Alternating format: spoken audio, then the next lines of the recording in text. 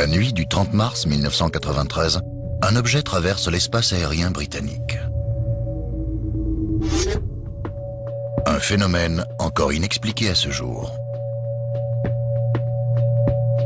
Des dizaines de témoins, parmi lesquels des militaires et des policiers, disent avoir vu un mystérieux... À cette époque, en Grande-Bretagne, la loi relative à la protection des secrets d'État, appelée Official Secret Act, empêche Nick Pope de partager ses découvertes. Mais depuis la récente loi sur la liberté d'accès à l'information, la véritable histoire de cet événement incroyable peut enfin être révélée.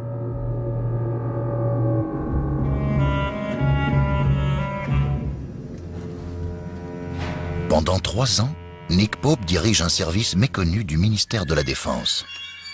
Un poste peu convoité. Officiellement, j'étais à la tête du secrétariat Air Staff de A. En clair, il s'agissait du bureau des OVNI.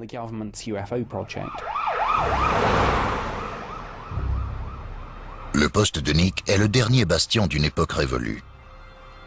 C'est le dernier vestige d'un département datant de la guerre froide, autrefois très actif, qui enquêtait sur les phénomènes nouveaux et mystérieux concernant les OVNI.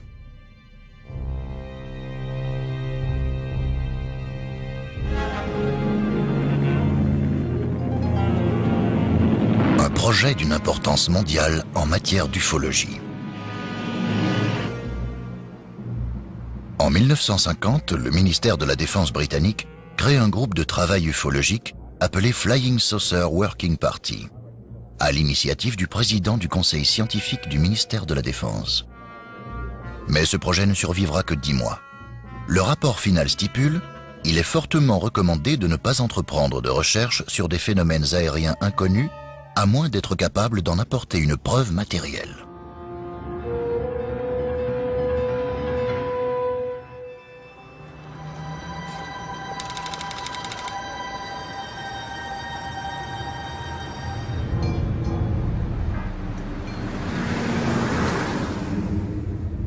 Malgré ce message officiel, le gouvernement britannique continue d'enregistrer les phénomènes inexpliqués et d'enquêter sur les soi-disant ovnis.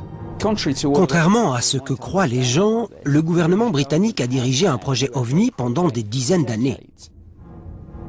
Depuis la Seconde Guerre mondiale, le sujet a été pris très au sérieux à la fois par le gouvernement et par l'armée.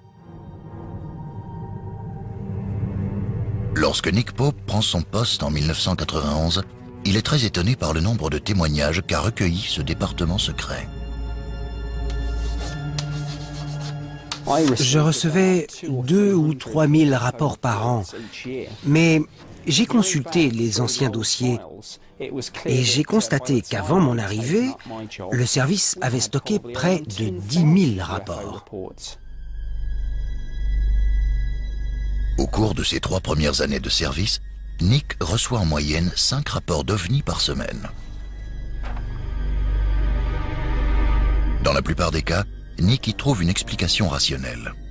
Mon travail n'était pas de prouver l'existence des extraterrestres. Il consistait à étudier les différents rapports que je recevais concernant les ovnis et apporter la preuve qu'ils ne représentaient aucune menace pour le pays et qu'ils n'étaient donc pas de la responsabilité du ministère de la Défense. Au cours de sa mission, seul un des 10 000 dossiers archivés reste un véritable mystère pour lui. Il s'agit de l'incident de Rendlesham.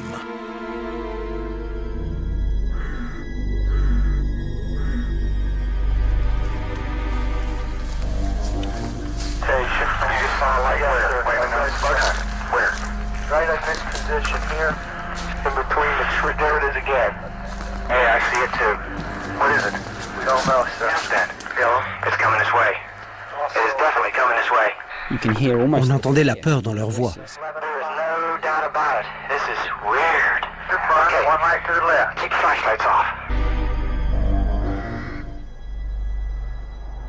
La forêt de Rendlesham se situe entre ce qui était, en 1980, les bases aériennes militaires britanniques et américaines de Bentwaters et de Woodbridge dans le Suffolk.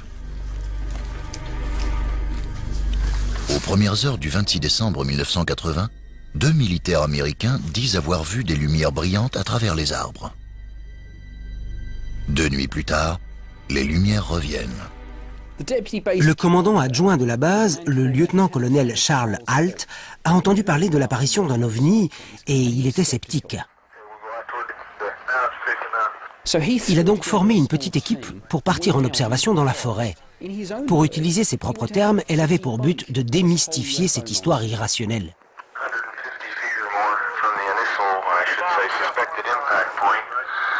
Tout au long de son excursion dans la forêt, le colonel Halt enregistre ses observations sur cassette audio. Ce que vous allez entendre est une copie de cet enregistrement.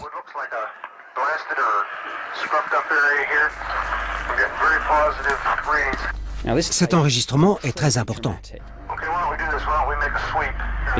parce qu'il commence tout à fait normalement avec une description de l'opération et des déplacements dans la forêt. Il est calme, très posé, un véritable professionnel. Et puis, progressivement, il se laisse prendre par cette histoire. Il commence à être plutôt tendu, très excité.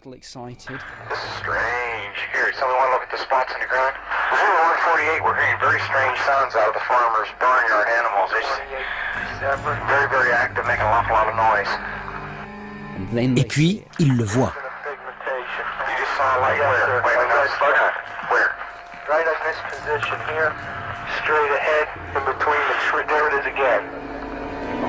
Watch, straight ahead off my flash right there. There it is. Hey, I see it too.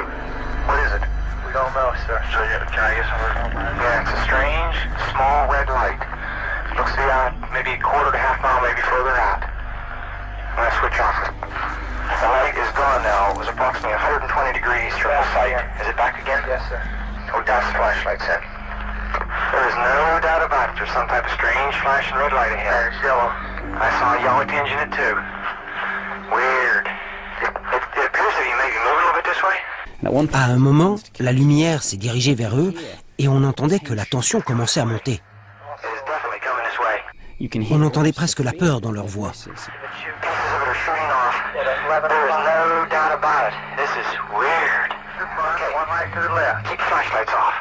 Ils ont commencé à décrire les manœuvres étranges de l'appareil.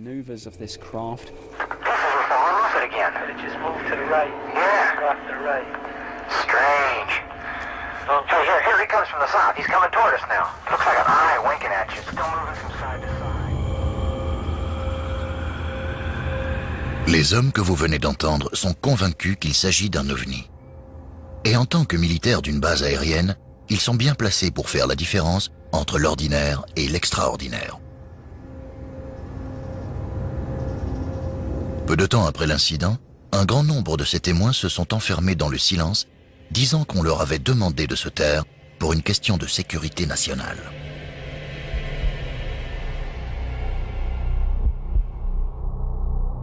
Les autorités américaines prennent l'enquête officielle en charge. Mais le rapport ne sera jamais rendu public. Un secret qui alimente la théorie de ceux qui croient aux ovnis et affirment que l'incident de Rendlesham était une couverture officielle. Quant à Nick Pope, il est convaincu que si l'affaire avait été consciencieusement menée, une explication aurait pu être trouvée.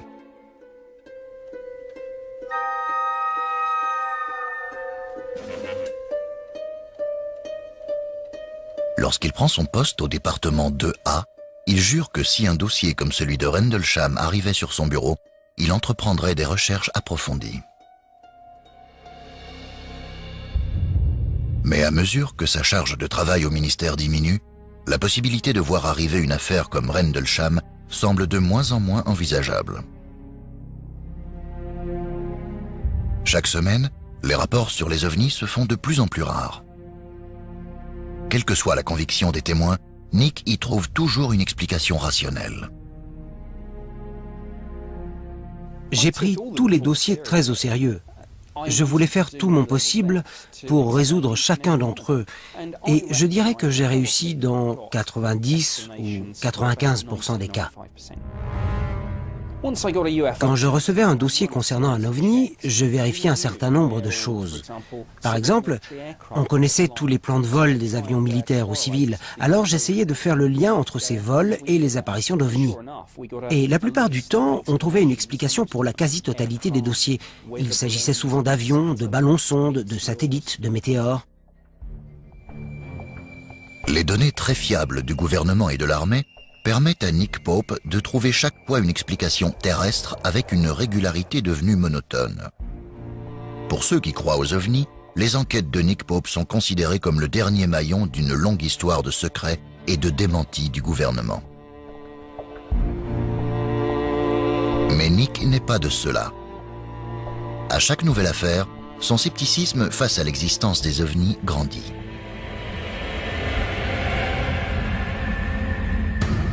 Mais le 30 mars, quelque chose va ébranler ses plus grandes convictions.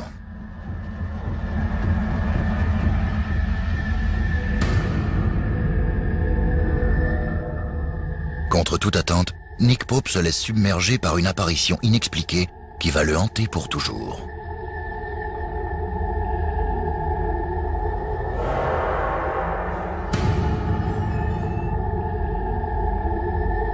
Un immense objet volant non identifié est apparu devant des centaines de témoins à travers une grande partie de la Grande-Bretagne. Une affaire qui défie toute explication raisonnable.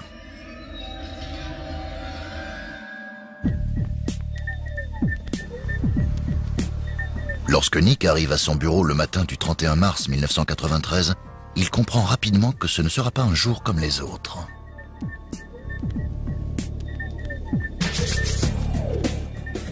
La nuit précédente, plusieurs témoins ont vu quelque chose dans le ciel britannique.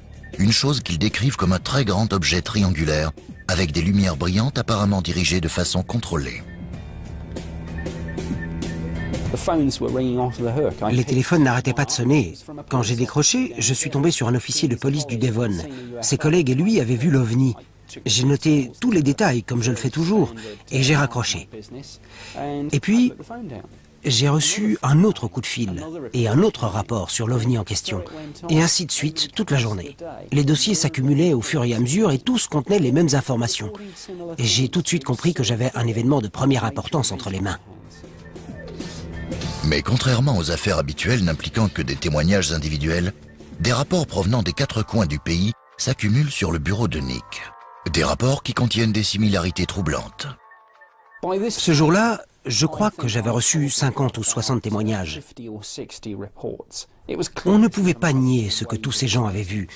Les descriptions étaient très intéressantes. Il y avait des descriptions détaillées de l'appareil. Ce n'était pas de simple lumière dans le ciel. Mais surtout, j'avais des témoignages fiables. Ceux d'officiers de police, de militaires. Ces gens avaient vu des lumières sous un objet de forme triangulaire. C'était le point commun de tous les rapports, civils et militaires. Pendant plusieurs heures, Nick n'a aucune idée de la nature de ce mystérieux objet. Mais il est évident qu'il est hors du commun. Ce qui suit repose sur les rapports rédigés par Nick Pope au ministère de la Défense. «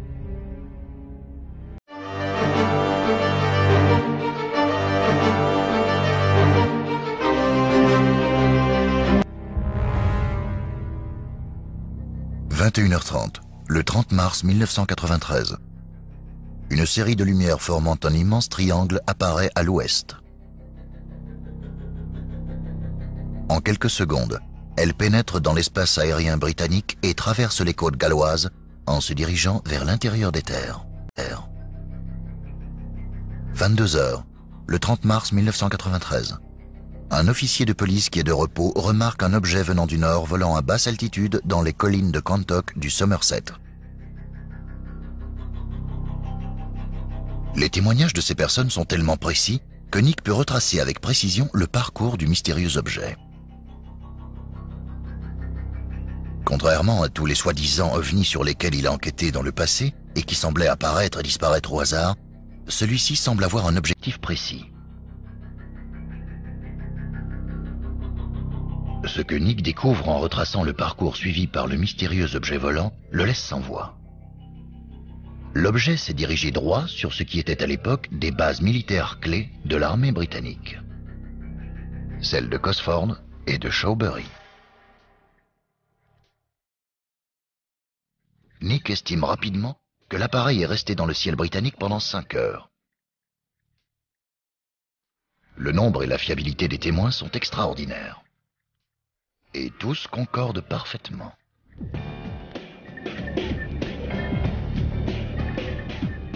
L'un de ces rapports était incroyable. Un appareil de plusieurs centaines de mètres de diamètre est décrit par le témoin comme ressemblant à 2 avions Concorde qui auraient été collés ensemble. Il est difficile d'exclure ce témoignage. En effet, l'homme qui a vu ce mystérieux appareil se diriger vers l'intérieur des terres au-dessus des côtes galloises est un officier de police. Les témoignages s'étendent de la soirée du 30 mars aux premières heures du 31. Au cours de cette période, l'imposant objet triangulaire survole une grande partie du pays en toute impunité. 1h10 du matin, Liscard dans le Cornwall. L'OVNI est aperçu par un autre officier de police qui le décrit comme un triangle de lumière brillante se dirigeant silencieusement vers le nord. Ce témoignage est confirmé par des rapports similaires peu de temps après dans le Devon et le Cornwall.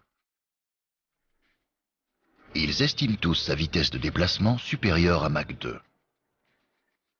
Mais le plus important n'est pas ce que ces témoins ont vu, mais où ils l'ont vu.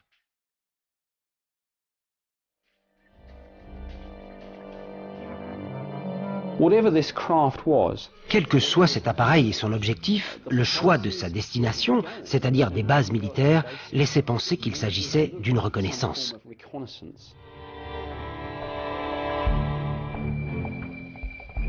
En poursuivant l'étude des différents témoignages, Nick parvient à les regrouper en 2 vagues distinctes. Ceux du 31 mars, qui décrivent l'objet comme un appareil volant à haute altitude, et ceux de la veille, disant avoir vu un immense ovni triangulaire volant à basse altitude, capable de se déplacer à une très grande vitesse.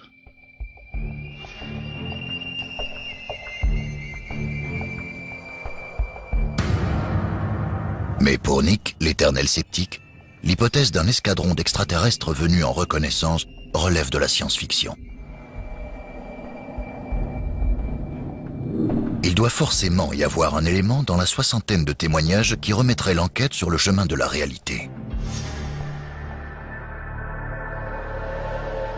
Nick se tourne vers les systèmes radars. Conçus pour détecter la présence de missiles balistiques, ces radars sont capables de repérer au centimètre près un objet se trouvant à des centaines de kilomètres.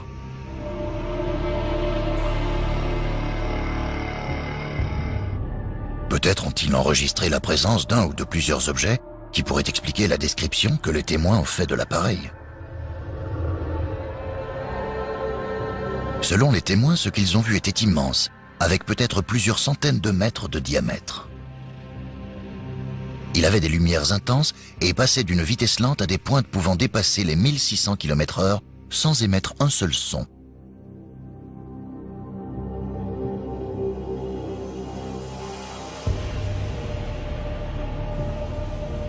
Ce que les témoins ont vu pourrait bien ressembler à ça. Il s'agit d'une formation de satellites en orbite. Elle peut facilement faire penser à un énorme triangle noir, identique aux objets que les témoins ont décrits. La vidéo d'un spécialiste montre à quel point il est facile de prendre un satellite pour un ovni. Parmi les nombreux témoignages concernant des ovnis que Nick a étudiés au ministère de la Défense, des centaines étaient en réalité des satellites. Mais pas cette fois. Les radars confirment que la nuit en question, il n'y avait aucun satellite au-dessus de la Grande-Bretagne correspondant à la description du gigantesque objet triangulaire.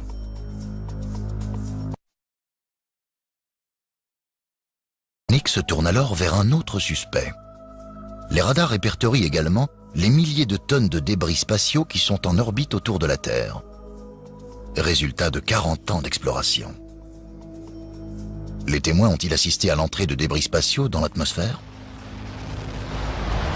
Ce qui est sûr, c'est que les rapports désignent un suspect potentiel. D'après les données des radars, le troisième étage de la fusée russe envoyée pour mettre le satellite Cosmos 2238 en orbite est rentré dans l'atmosphère terrestre au même moment où les témoins ont vu un objet inconnu. Cosmos 2238 avait été lancé la veille et la fusée était retombée dans l'atmosphère. L'appareil semble avoir été présent au bon endroit, au bon moment. L'entrée de la fusée dans l'atmosphère a pu être visible depuis le Devon et le Cornwall et correspond aux heures où l'OVNI a été vu. On a vraiment cru qu'on avait notre explication.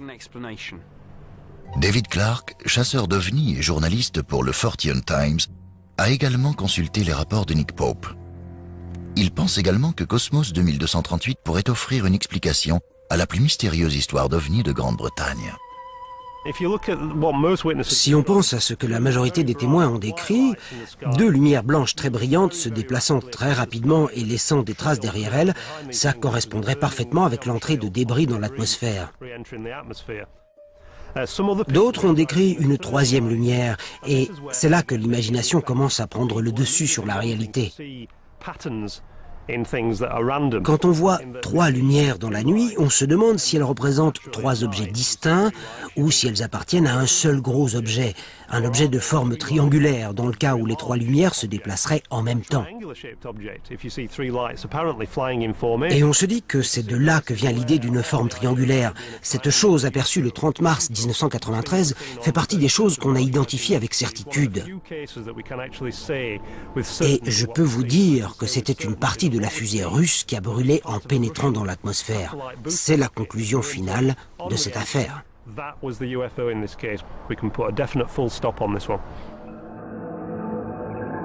Mais Nick Pope a le pressentiment que cette affaire ne doit pas être bouclée. Une intuition qui va le mettre sur une autre piste. Cosmos 2238 aurait pu expliquer certains témoignages de cette nuit-là, surtout ceux qui l'ont vu à haute altitude à 1h10. Mais ça ne peut pas tout expliquer. Le fait est qu'un appareil a été vu à des heures différentes et que certains ont vu une forme bien particulière volant à basse altitude.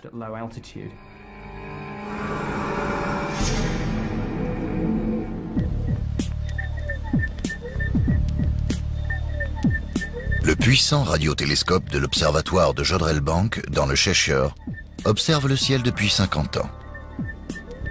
Plus récemment, il a été adapté pour repérer tout signe de vie extraterrestre.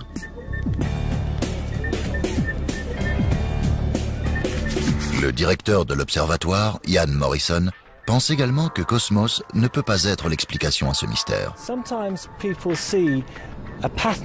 Les gens ont vu une forme lumineuse qui est restée présente pendant plusieurs minutes et sincèrement, je ne crois pas que ça puisse être les débris d'une fusée pénétrant dans l'atmosphère. Les débris de fusée ne sont visibles que quelques secondes.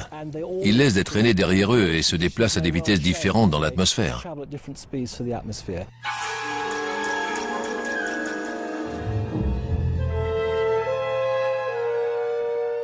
La présence de Cosmos 2238 explique peut-être le fait que des témoins disent avoir vu un ovni volant à haute altitude le 31 mars 1993.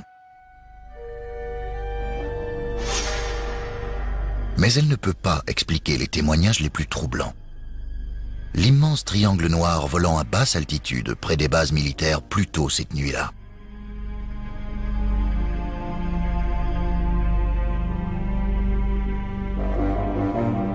Des centaines de témoins ont appelé la police, les bases militaires et le ministère de la Défense. Beaucoup d'autres ont préféré garder le silence sur cet événement étrange. Estelle Burridge fait partie de ceux-là. Elle est passée devant la base de Shawbury à environ 22 heures le 30 mars. Elle n'oubliera jamais ce qu'elle a vu dans le ciel. Je marchais depuis environ 2 kilomètres quand j'ai aperçu des lumières dans le ciel qui venaient de ma droite. J'ai cru que c'était des éclairs, mais en regardant mieux, j'ai remarqué que ces lumières brillantes faisaient un bruit de câbles électriques. C'était une sorte de crépitement. comme des bourdonnements. Alors je me suis dit que ces lumières appartenaient à un seul et même appareil. Je me suis dit, mais qu'est-ce que c'est que ces lumières? On aurait dit un objet triangulaire qui envoyait des signaux réguliers. C'était éblouissant, et en voyant toutes ces lumières, je n'avais qu'une envie, c'était de rentrer chez moi. C'était la première fois que je voyais une chose pareille, et je n'en ai jamais revu depuis. La description d'Estelle concorde avec d'autres témoignages relevés plus au sud. Un objet triangulaire noir et immense, volant à basse altitude et pouvant atteindre des vitesses incroyables. Beaucoup d'éléments rendent cette histoire d'OVNI différente de celle que Nick Pope a étudiée jusque-là. Entre autres, la fiabilité des témoins. Une bonne partie des témoins est classée dans la catégorie spécialiste, qui comprend les militaires et les officiers de police. Ces personnes expérimentées se sont confiées à lui parce qu'il fait partie du ministère de la Défense. Ce qui le surprend le plus, c'est qu'elles aient ressenti le besoin de le dire. Généralement, les militaires ou les membres des forces de l'ordre hésitent à parler d'OVNI par peur du ridicule.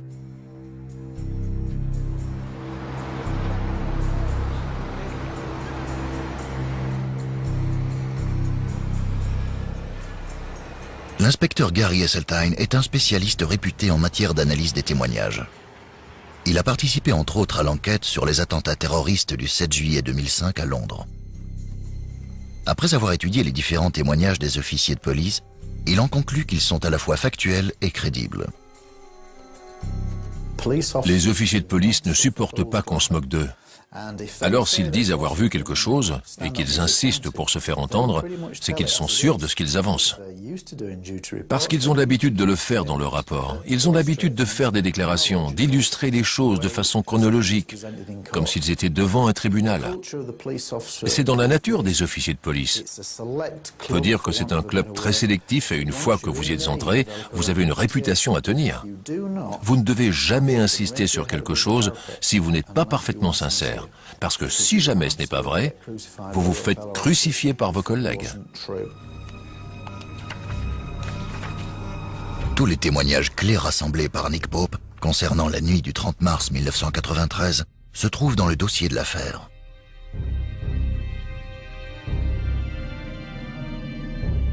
Un rapport qui contient un nombre de témoignages fiables jamais atteints par Nick Pope.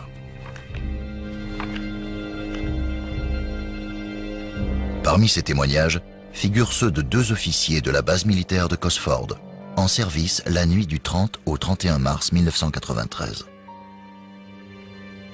Voici un extrait de leur déclaration.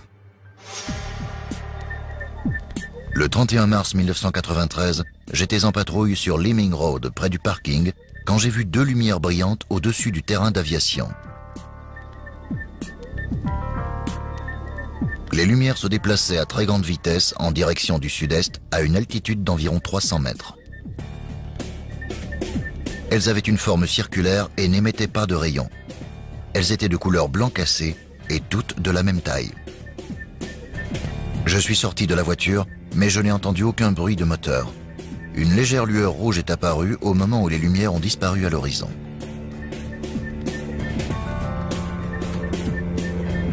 Les officiers ont immédiatement contacté les bases aériennes et les centres de contrôle aérien des alentours pour découvrir ce qui pouvait correspondre à ce qu'ils avaient aperçu dans le ciel.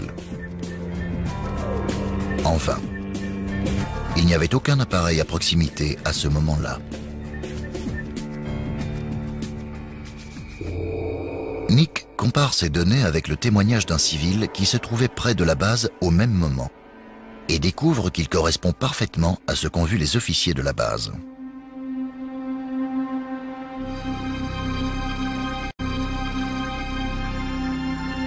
Des lumières blanc cassé correspondant à la description de l'objet volant à une altitude de 250 à 300 mètres.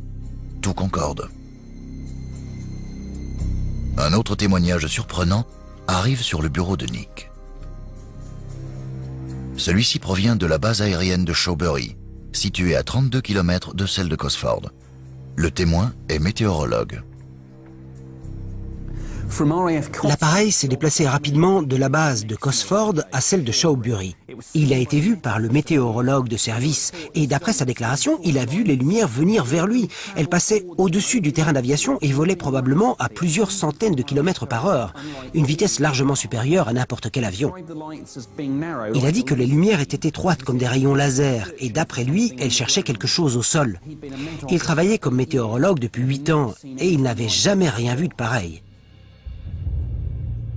Un météorologue de la base de Shawbury, 2 officiers de police de la base de Cosford. Des hommes qui ont l'habitude de voir passer des avions au-dessus de leur base. C'est généralement grâce à ce genre de personnes que Nick parvient à résoudre les mystères concernant les objets inconnus. Mais ce qu'ils ont vu la nuit en question n'a rien de comparable à ce qu'ils ont l'habitude de voir. Nick Pope doit déterminer s'il y avait ou non quelque chose au-dessus des bases militaires.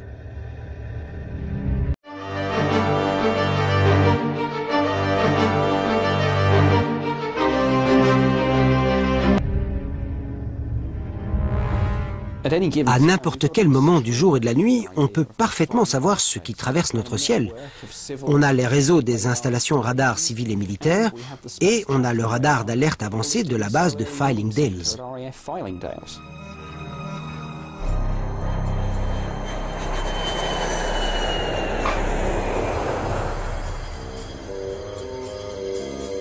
Le centre de contrôle aérien central de Londres à West Drayton a clairement identifié un avion au-dessus de la base de Shawbury.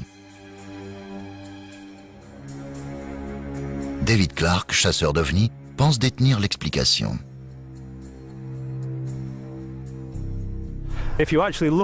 Si vous regardez le dossier du ministère de la Défense, vous allez voir que le radar du centre de contrôle a relevé la présence d'un avion à l'heure où l'objet a été repéré.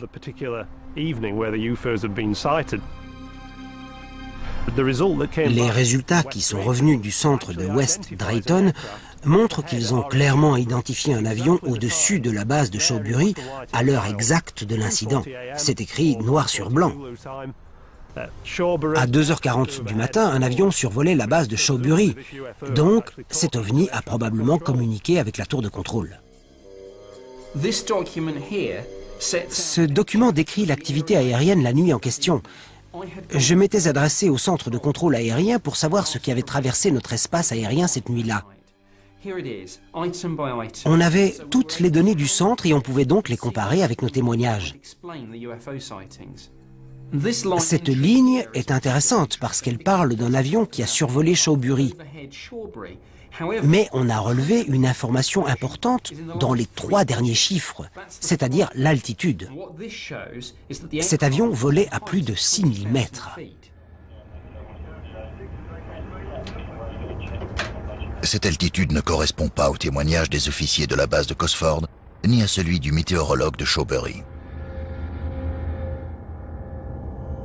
Ils disent avoir vu l'OVNI à environ 300 mètres d'altitude. Une différence beaucoup trop importante. Il est très difficile, voire impossible, de décrire avec précision un avion volant à 6000 mètres d'altitude.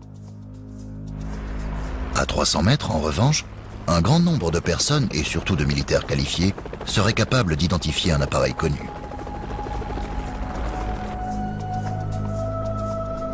Ces témoins n'auraient jamais risqué leur réputation en signalant la présence d'un ovni avant d'avoir éliminé toutes les explications possibles. Nick sait parfaitement qu'un avion de ligne volant à haute altitude ne peut pas expliquer les différents témoignages à travers tout le pays, sur une période de 5 heures.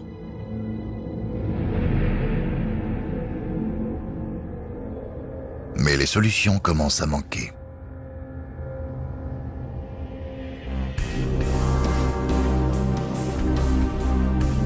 Nick Pope n'a plus qu'une seule piste possible. Ce mystérieux objet pourrait-il être un prototype top secret dont même le personnel des forces aériennes ignorerait l'existence?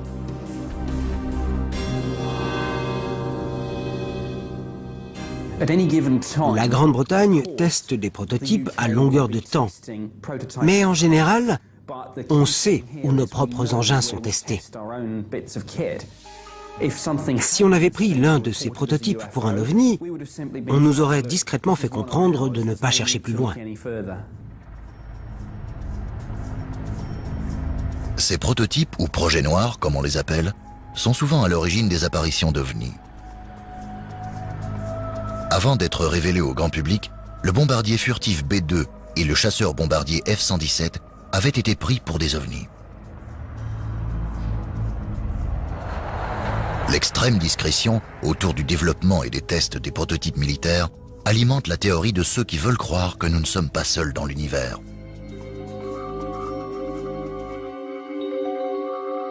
Mais Nick Pope n'en fait pas partie. Il profite donc de son poste privilégié au sein du ministère de la Défense pour poser les bonnes questions aux bonnes personnes. Le gouvernement britannique a-t-il testé un prototype au-dessus des bases aériennes de Cosford et Shawbury la nuit du 30 mars 1993 ?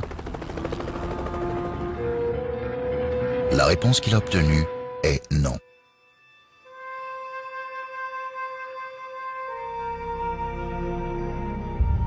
Ce qui ne laisse qu'une solution possible. Est-il possible qu'un gouvernement étranger ait fait voler des prototypes dans l'espace aérien britannique sans permission ? Pendant des années, il y a eu des rumeurs disant qu'un avion supersonique secret du nom de Code Aurora aurait été testé par les Américains au-dessus du Royaume-Uni. On a fait une demande auprès de l'ambassade américaine. L'affaire a même été traitée devant le Parlement et on a obtenu des réponses. Aurora n'a jamais existé. Mais Nick préfère vérifier encore une fois. En avril 1993, près d'un mois après l'apparition du mystérieux objet dans le ciel, il entre en contact avec de hauts dirigeants américains. Il espère découvrir s'ils ont organisé une opération secrète dans le ciel britannique. Mon chef de département a écrit à l'ambassade américaine pour savoir s'ils avaient fait voler un appareil qui pourrait expliquer les événements du 30 mars et les rumeurs concernant Aurora. La réponse reçue par Nick est des plus surprenantes. Apparemment, les Américains veulent également savoir si les Britanniques n'ont pas mis en œuvre un nouveau projet noir. Nick comprend que les Américains mènent leur propre enquête sur les événements du 30 mars.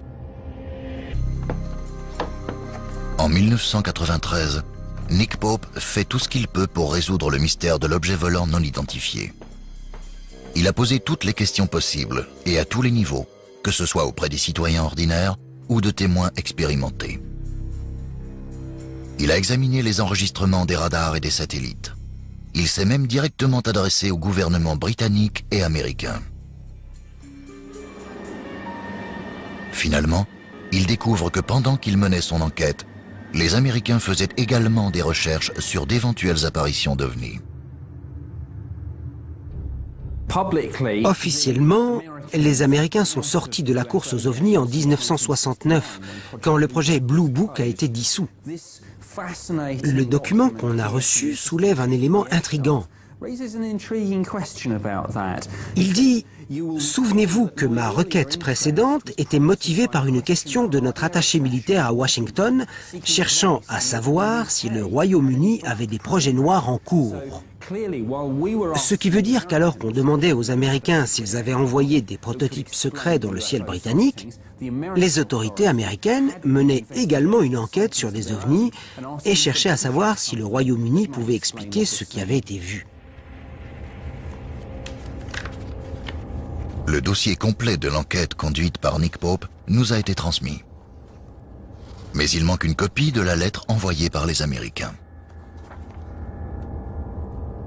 Le ministère de la Défense ne nie pas l'existence de la lettre, mais ne peut pas expliquer sa disparition du dossier de Nick Pope.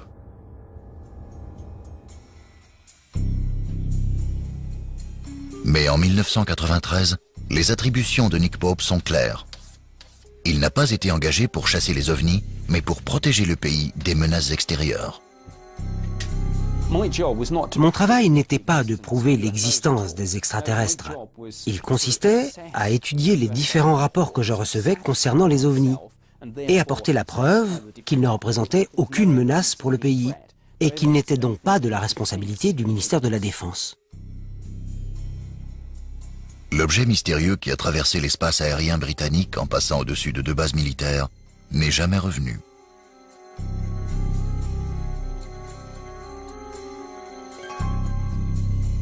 Cet incident n'est donc pas considéré comme représentant une menace pour la sécurité du pays.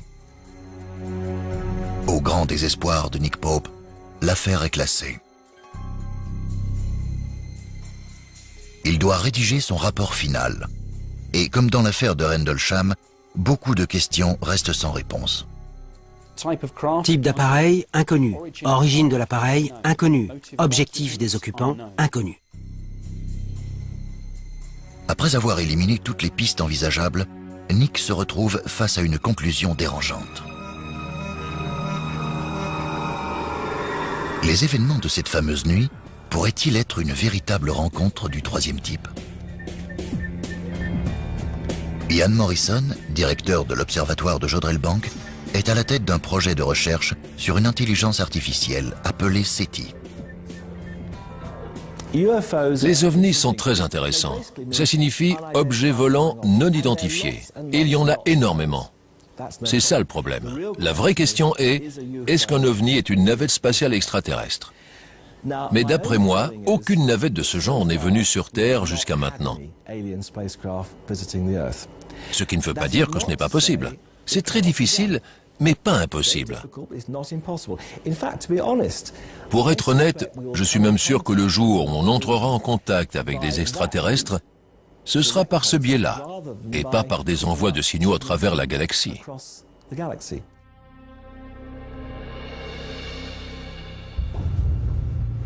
Nick Pope quitte son poste au secrétariat 2A en 1994 pour un autre poste au sein du ministère de la Défense. Il a fait son travail en relevant et en analysant tous les événements susceptibles de menacer la sécurité du pays. Mais il n'a pas trouvé l'explication rationnelle qu'il aurait souhaité. Depuis, cette affaire ne quitte plus son esprit. J'ai mené cette enquête avec l'esprit très ouvert. Je voulais résoudre cette affaire comme toutes celles sur lesquelles j'avais enquêté. Mais au bout du compte, j'ai dû admettre qu'aucune des solutions habituelles ne faisait l'affaire. C'était une sorte d'appareil d'origine inconnue. Je ne sais pas ce que c'était. Nick Pope vit avec le sentiment désagréable que l'affaire s'est terminée à son départ. Mais officiellement, il ne pouvait rien faire. Heureusement, grâce à la récente loi sur la liberté d'accès à l'information, les éléments de l'enquête de Nick Pope ont pu enfin être révélés. Au milieu des différents documents se trouve un dossier secret. Un résumé de son enquête, écrit pour et approuvé par les supérieurs de Nick Pope. C'est du jamais vu dans les dossiers top secrets du ministère de la Défense. Il est dit, en résumé, il semblerait qu'il y ait des preuves qu'un objet ou des objets non identifiés d'origine inconnue aient survolé le Royaume-Uni.